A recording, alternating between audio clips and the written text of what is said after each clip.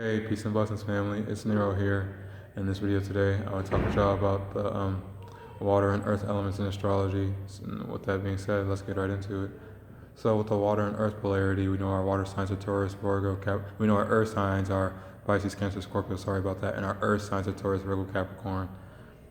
And unlike the fire and air video, I could get detailed like that, but and I really didn't have to. But for the people who do like details, and there you go. And yeah. So anyway, let me not get. I'm not too good with the details, so let's just get right into it, and I'll detail it along the way. That's how y'all know that's how I am by now. So yeah. So let's start off with the Taurus Scorpio thing. So without even really getting into the details of that, with Taurus and Scorpio, what are they? These are both fixed signs. Taurus is fixated on Earth. They're fixed Earth, and Scorpio's fixed water. So basically with water and earth, before I even get into it, with water and earth, this is going to be about grounding, as far as water is concerned, and then with earth, learning how to, become, more detached from the physical, and to become more connected to the internal and sensitivity, things like that.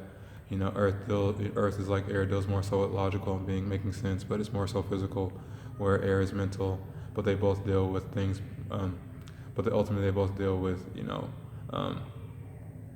they both ultimately deal with rationality, practicality, and all that in organization more than they do with, being disorganized and disillusioned like water and fire do. But y'all know what I mean. So yeah, with Taurus and Scorpio, Taurus is fixed earth and Scorpio is fixed water. When we talk about Taurus being ruled by Venus, Venus being the planet of love, we know this is why Tauruses are very, can be very loving. This is why Tauruses tend to be very loving individuals, not can be. And not only that, Venus is also the planet that deals with beauty, so this is also, and then Taurus also is associated with the throat, so this is why Tauruses have, those beautiful voices, and also why they may have a beautiful appearance too. But that's not even really important.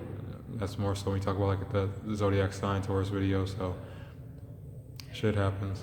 But yeah, when we talk about fixed Earth and then Venus, Venus being the planet of love and then Taurus being fixated on things that deal with stability, we can see why, Tauruses are, value and cherish, what's physical a lot more than, a lot more than the other signs, other Earth signs might. They all value the physical, but since Taurus is fixated on it, they tend to be more, attached, like I said, attached to it, upset, and on the more negative end, and much more, extreme and obsessed and possessed by, that which is seen and that which makes sense, the five senses, things like that.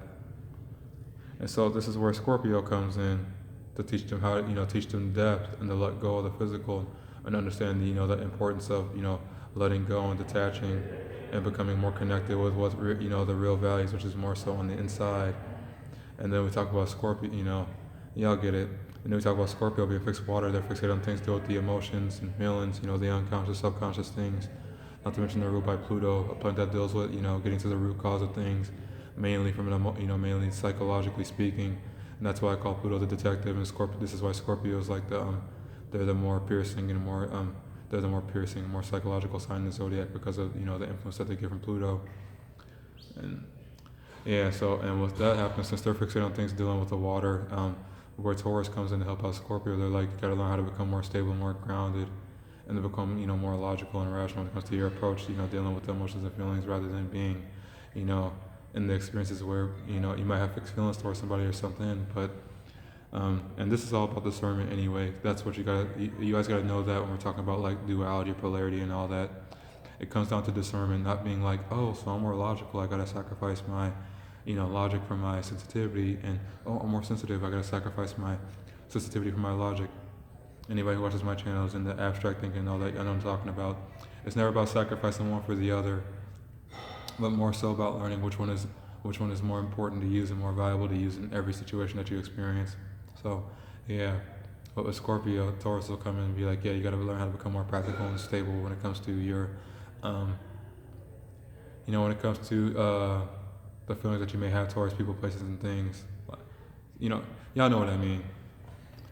And so there is that. And then, yeah, just learn, with Scorpio, learning how to ground. With Taurus, learning how to, go within, go into the ethers, things like that. Now let's move on and talk about What's the next one? Cancer, Capricorn. Cancer, Cancer rules. Cancer is ruled by the moon. Moon deals with your, it deals with reactions and responses within the sign. In the sense of, but more so the moon also deals with your emotions and feelings, your past, your childhood, the subconscious, the unconscious. So that's the part we're going to talk about, especially the part with emotions and feelings. So what does Capricorn represent? It's cardinal Earth, and Capricorn is the cardinal sign, likes to initiate the stability. And so, and then, in this one, I definitely got to talk about the planets. So Cancer, we talked about the moon. Capricorn is ruled by Saturn. Saturn is a planet that does with restriction, and we already talked about how Capricorn, being ruled by Saturn. You got Sun in Capricorn or Moon in Capricorn, whichever one, you have, whichever planet you have in the sign of Capricorn, whether Sun or Moon, it brings, it's going to bring that restriction, to them, and that limitation. And so when you put on the Sun or the Moon, both of these planets dealing with your creativity, the imagination, and one deals with nurturing and the other one deals with expressing it. This is why, whether Sun or the Moon, they tend to be a lot more detached and a lot more, limited and closed off when it comes to, their expression, from an emotional standpoint. And if it's like Mercury, it could even, if it's your Mercury, the way you think, it could even be, mentally. And I won't even get into that, but yeah, for the most part with this one. And then, I had to mention that Capricorn, I had to mention the Capricorn and Cancer deal with emotion. And this is like the easiest one and the best one to use. So with this one, Cancer, will teach Capricorn, just like, Scorpio teach Taurus, to let go of, let go of things, just, understand, not so much let go, we just talked about that, but more so understand that there are certain situations, that you experience where you gotta not be as practical and to be more, intuitive and more sensitive, and to just, learn to value your emotions more rather than look at them as something that are, in the way and as something that's weak, as our society, in the Western world and all that tells us. So, yeah, and then Capricorn to Cancer, because it always goes both ways. You'd be like, you gotta learn how to become, less codependent, and to start forging your own path, taking charge in your own life, and become more grounded and stable. Same as Taurus and Scorpio, but what makes them all different is their, the planetary ruler and their modalities and all that. But my astrologers, that, and if you're into astrology and just happen to come across this video, well, you know a little bit more. So, and there you go. But that's Cancer and Capricorn for the most part. Capricorn to Cancer, take responsibility. Cancer to Capricorn, learn to become more, sensitive, and then not treat, what goes on under the surface as if it's something that shouldn't exist. And then Virgo, Pisces. This is the one that deals with organized, we'll talk about this one. Now, Virgo, Pisces, Virgo is mutable Earth, so they like to be adaptable and changeable when it comes to things dealing with stability. And Pisces, it likes to be adaptable and changeable when it comes to things dealing with your imagination, creativity, and the dreams, and also it's also still water. So things dealing with subconscious and unconscious, and since it's mutable, whether that's within themselves or other people, kind of like Sagittarius. But that's Sagittarius. The difference is they're able to understand where people are coming from, where people with Sagittarius, they're able to adapt. They're able to, be flexible and adaptable when it comes to where things are going because they're fire, and then Pisces is more able to be adaptable when it comes to where things are coming from because there's a water. Now, yeah. Anyway, that's not important here. So Virgo and Pisces, Virgo is the sign that deals with routine and structure and organization the most because they like to, they're the ones that make changes, and like to be flexible and open when it comes to it. And they're also ruled by the sixth house in astrology, so the house that deals with your health, your routine and all that, and day-to-day living. And then Pisces is the house that deals with, like, and Pisces is ruled by, Pisces is ruled by the 12th house, the house that deals with endings, and all that. So, yeah, before, and then comes right before the first house, which is your rising. But let's not deviate. But yeah, with this one, let's talk about the planetary ruler. So Mercury rules over Virgo. And Mercury is a planet that deals with being analytical and organizing, and also and more so, and it's also a planet that deals with intelligence, but Mercury deals with it more so mental than than emotional, which is more so like your moon and Pluto and all that. And then yeah, that's Mercury, and it's a planet that also deals with communication as well and ideas. But yeah, astrology is what I'm talking about. And if you're a person who's Anyway, I digress. Now, Pisces ruled by Neptune, both Neptune and Neptune is the planet that deals with your dreams and creativity and imagination, your subconscious, the unconscious, the planet that deals with self-sacrifice, and the dissolving of the ego, disillusionment. What else is there? Self-sacrifice, martyrdom, things like that, or being a martyr, things like that. What else is there? A planet that deals with compassion as well.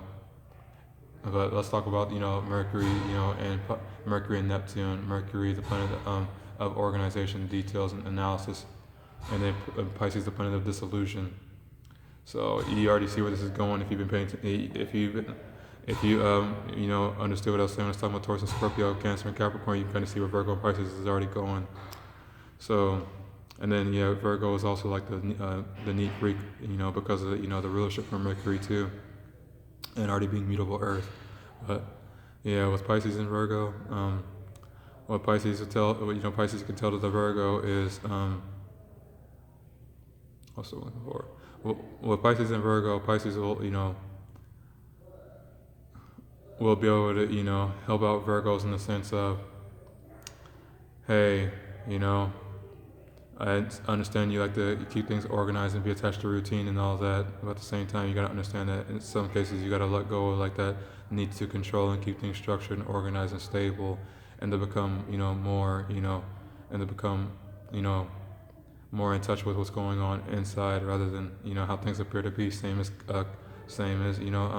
Cancer, Capricorn, Scorpio, Taurus, and then Virgo to Pisces is like, I know you like to keep things, I know you like to keep things, without details and not get into the details of things. But, when we're talking about those dreams and imagination, you got, you're really, you nurture them really well. But what are those dreams if you don't, use, take the advice from me, your Earth fellow, and then learn how to, turn those dreams into reality by, becoming that change that you want to see. But that's where I get, y'all get it. So basically, that's Virgo Pisces. Virgo tell Pisces get into them details, and then that's Earth and the water polarity for the most part. Earth can learn from water how to become more fluid, to let go, how to deal more with their sensitivity and their feelings when they do come up, and then with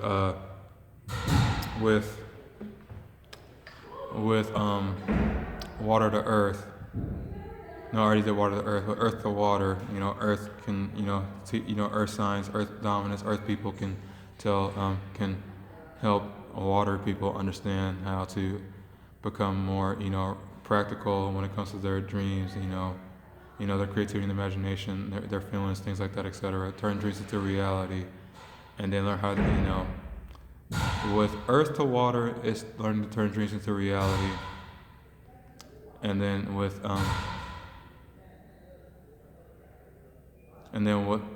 water to earth, it's learning how to turn dreams into reality. And then with earth to water, it's learning how to go back to that which you came from. And if you don't know anything about detachment, spirituality, and all that, you know where I'm going with that. But yeah, I think I talked long enough about this one too. So yeah, you guys, this is gonna be my take on the water and earth polarity, and I hope you guys enjoyed it. And I will talk to you guys next time. And I love y'all. Have a good day. Peace.